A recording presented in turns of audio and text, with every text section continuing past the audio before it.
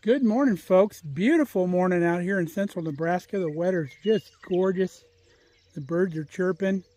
The temperature is really nice. We're going to do garden day today. We got some stuff, more stuff to plant out. We got some stuff to pick also, which is pretty cool. But right now I'm going to go on my weekly weed patrol. Shouldn't take very long. There's not much out here. Got some rain yesterday. But I'll get that done. We'll come back and we'll do some stuff in the garden.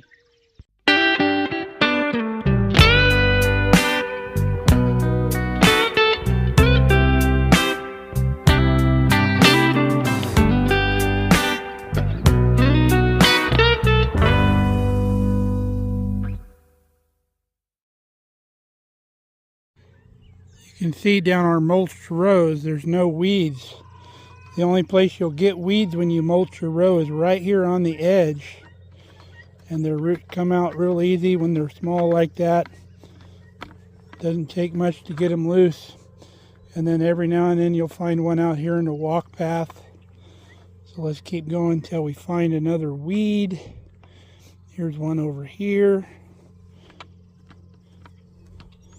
Comes right out. And that's all there is to the weeding when you're using this mulching method. Doesn't take long. There's a little weed there. Pretty cool. You don't have to mess with all the effort with the weed fabric and all that mess. Okay, we got our weeding done. Just took a quick walk through. Before we get too wrapped up in planting garden, there's a little bit of hand weeding I want to do out in our asparagus patch.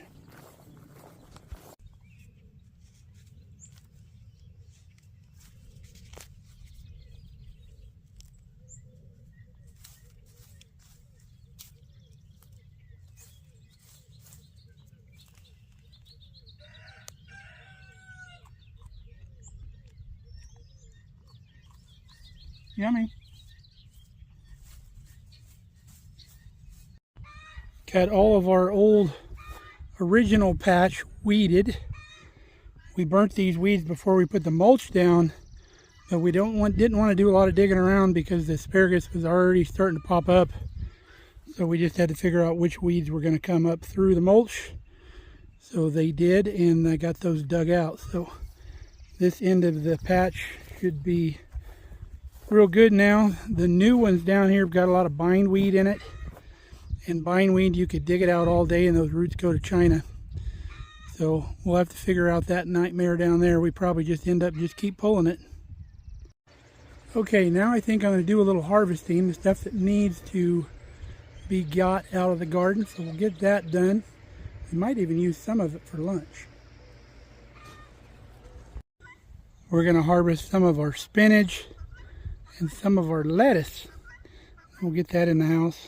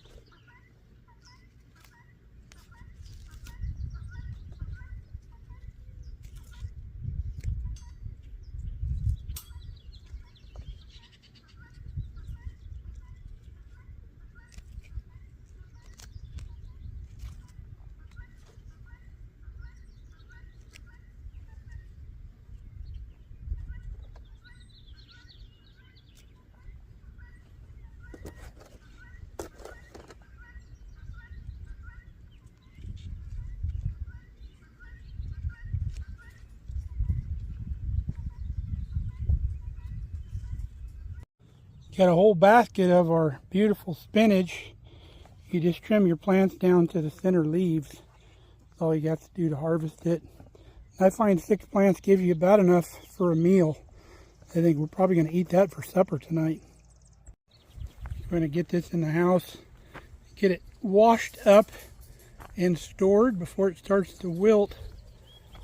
and then we'll come out and get that lettuce. I find the best way to clean our greens is just put them in a sink, cold water, and slosh them around a little bit. All the dirt will fall to the bottom. And then we'll dry them all off. Now when it starts overflowing the sink, I'll go through here and agitate the greens. Anything that we don't want that floats to the top will go right over the side there. And all we got left is the clean greens and the dirt in the bottom. Now I have my salad spinner bowl here. I'll take them right out of the sink and put them in that bowl. I've got the outer bowl off so they can sit here and drain for a second so I don't get so much water in there. You don't want to overfill it because then it won't spin right. So about right there.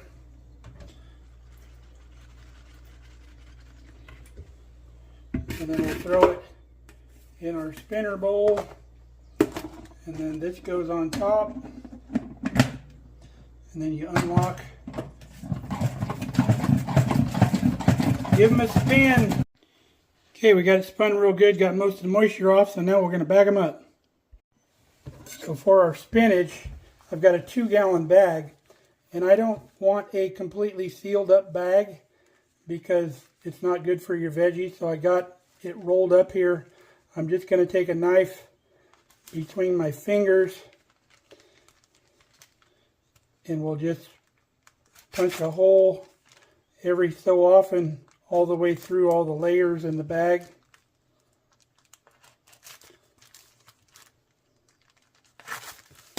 So then when you unroll it, you've got all those little vent holes all over in the bag. It's like doing CPR. There's our big beautiful bag of clean spinach. You can see all the dirt in the bottom of the sink. Pretty nasty. So we'll get this all cleaned up. We'll go out and get our lettuce and we'll just do the same thing. Okay, our lettuce is a butter crunch lettuce. You can see this one here didn't make it. And then we have some romaine down here, which the romaine will grow in kind of a vertical head. But we're going to trim some of the tender outside leaves off. Take those in with us too.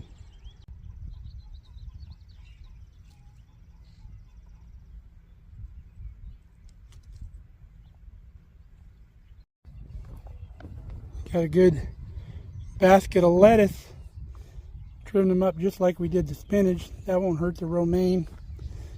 It'll be just fine. Usually you lose those outer leaves to pests anyway. And you can keep harvesting your romaine like that. It don't hurt anything as long as you leave the center.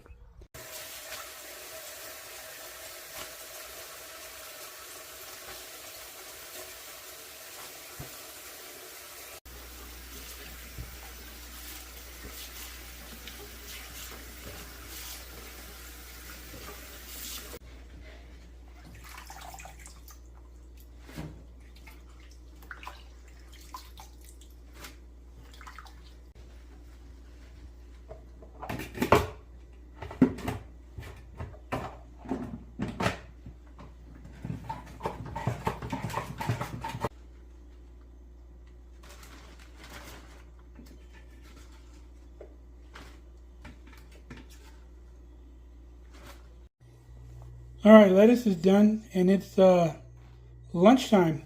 So I'm going to use some of this lettuce for lunch. Got our bed of our beautiful garden lettuce. To that I'm going to add some tuna. We've been buying this natural catch tuna. We've been really liking it.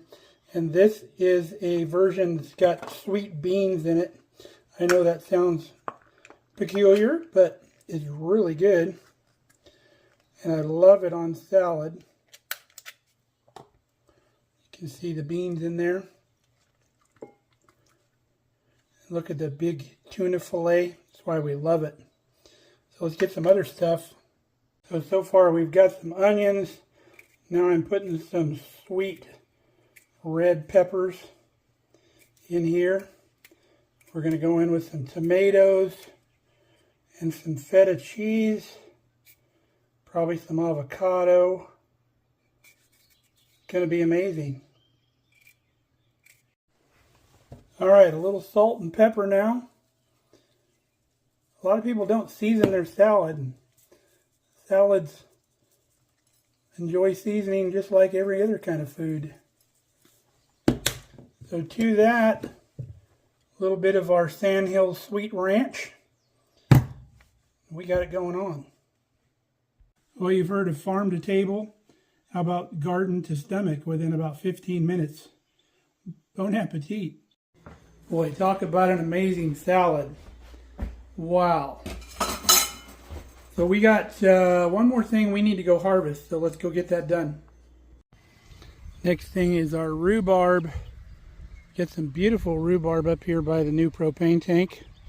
We're going to get some of that in the house. Now we're going to do the same thing with the rhubarb as we did with the lettuce.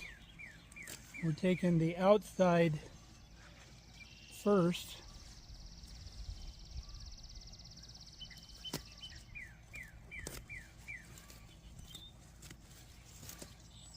We'll leave the inside stalks to keep on growing.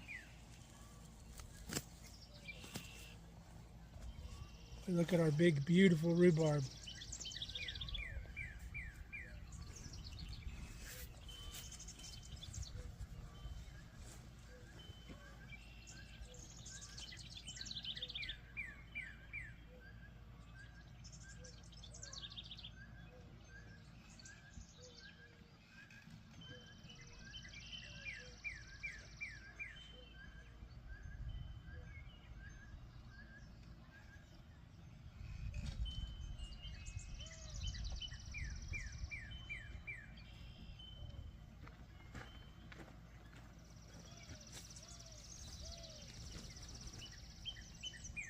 Just like harvesting our greens, we'll take the outside stalks, leave the inside ones to grow some more. Now with the rhubarb, you only want the stalks.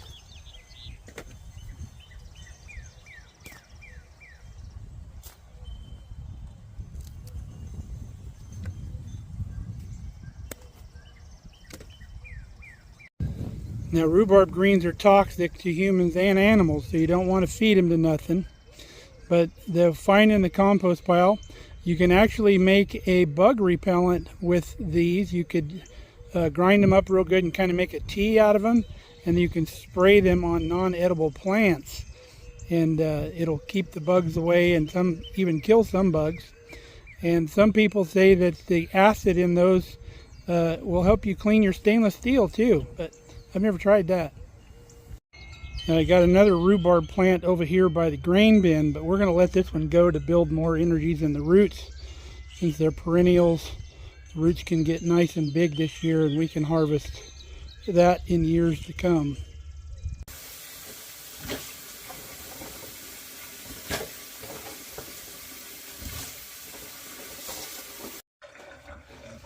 Okay, our washed rhubarb, I'm going to just put it on a paper towel.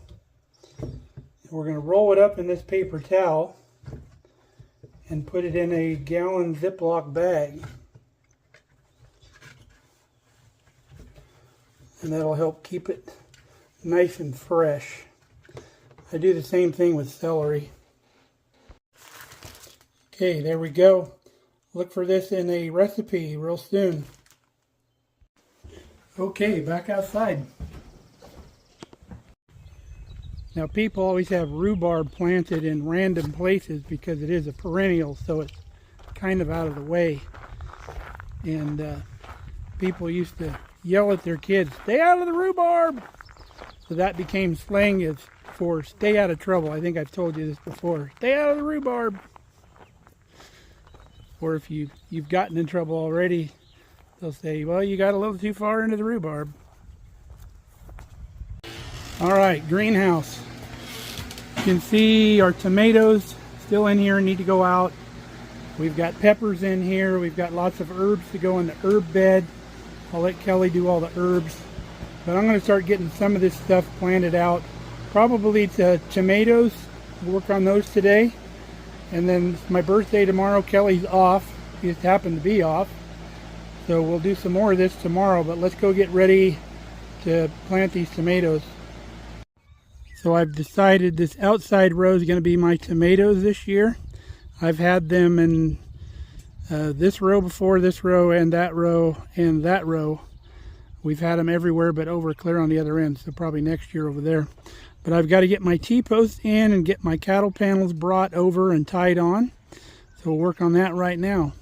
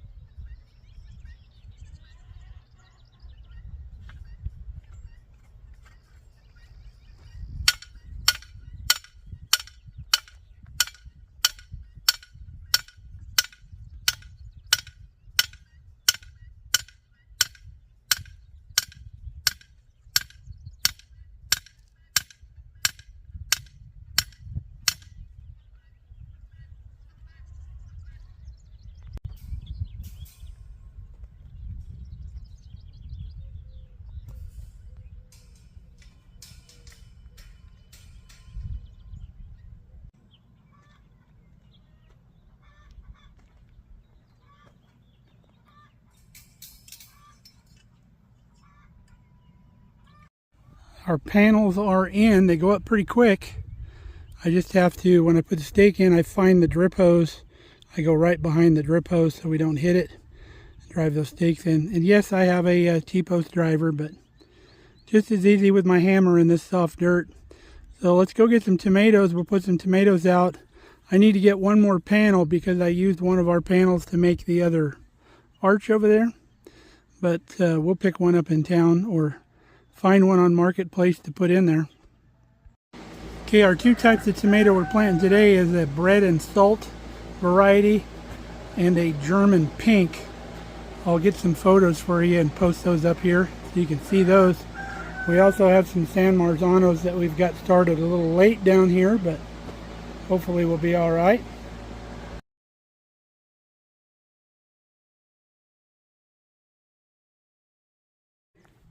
Got our tomatoes in over here. We got 10 of each variety, and then that leaves us room for our San Marzanos down on the other end. But we cut off all of but the top, probably 3 branches on top of these tomatoes. And normally I'd turn the drip lines on and water these in, but the ground putting them in was really moist, so I think we're good. But I do need to go water in the greenhouse, so let's go get that done real quick. Okay, everything in and around the greenhouse got a good drink. Our strip spray turned out really good this year. I'm real proud of that. Got a real good product we're using. So we're going to be back when Kelly's here tomorrow. We're going to plan out the rest of the garden, so we'll see you then. I got a meeting to run to in town, so stick around. Don't go nowhere. All right, it's the next day, and we got a prettier day than we had yesterday. Kelly's home. She's tying up the roses. She's got a new toy we want to show you. So what do you got here, baby? It's a handheld tire. Uses the, what do they call those, garden? It's like garden tape. Yeah, garden tape to tie things up. You can see last year's here. I tied by hand, but I ended up getting all kinds of scratches and pokes, and not that it stopped it, because now I got a bleedy finger. So this is some kind of automatic thing? Yep, it's just a trigger release. There's a roll of tape in here. It goes through the machine. This little grabber picks it up here, pulls it up, and then you wrap whatever you're wrapping around in, and when you squeeze it, it staples it together and cuts it off at the same time. All right, let's see you do one. So this little grabber grabs the tape, and then you pull whatever you're tying down, stick it through there, and squeeze. And when you squeeze, it staples it shut and cuts the tape off at the same time. That's sweet. And then to reload, you just squeeze the handle again, it grabs it, and you're ready to go to the next one. Boy, the things they come up with. Kelly wanted to get the benches out of the barn while we had the forks on the tractor. We put them away for the winter. Now Kelly's got my birthday off today. Now most people that I know on their only, well, one of their only days off after working all week, lay around and kind of take it easy, but not my Kelly. She's out here early, beat me outside. I was out at coffee and is already out here doing work in the garden. So what a rock star.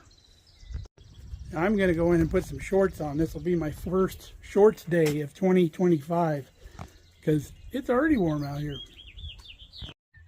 Okay, Kelly's requested that I prep her sunflower and zinnia patch over here. She has scrapped the no-till idea.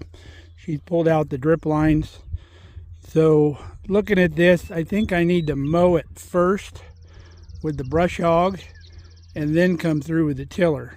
So let's get the tractor and go up and hook up the brush hog.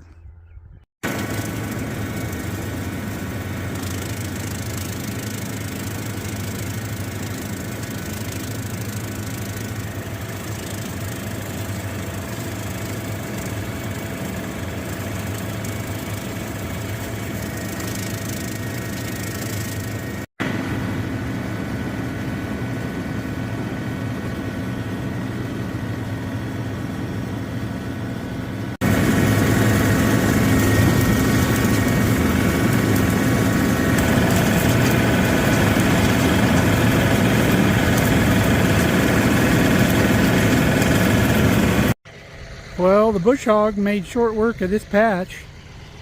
So now we've got the rototiller on. We're going to make a few passes with that. Make a nice seed bed here for Kelly.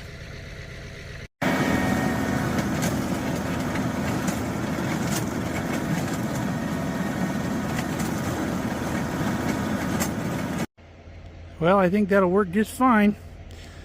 Kelly will probably have a lot easier time than the no-till deal she was going to do.